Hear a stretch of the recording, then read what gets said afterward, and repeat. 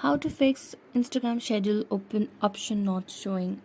Hello everyone, welcome to this channel. I'm Emily and I'm here to help you out today. So without any delay, let's get started. Now first of all, open up your Instagram application and make sure that you have logged into your account. Then what we're going to do is we're going to tap on the plus icon at the bottom of the screen, and then we're going to tap on any reel that you want to put. So I'm just adding this one. So here you can see the option of advanced settings while scrolling down.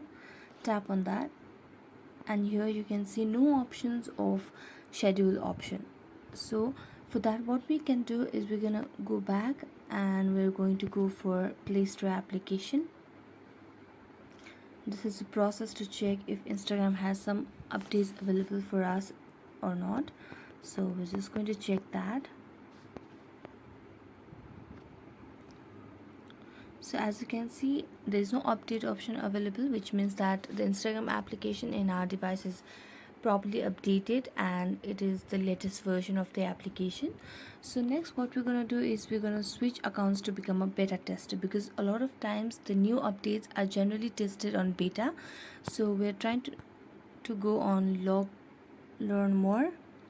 So just tap on that and you can just take help from here.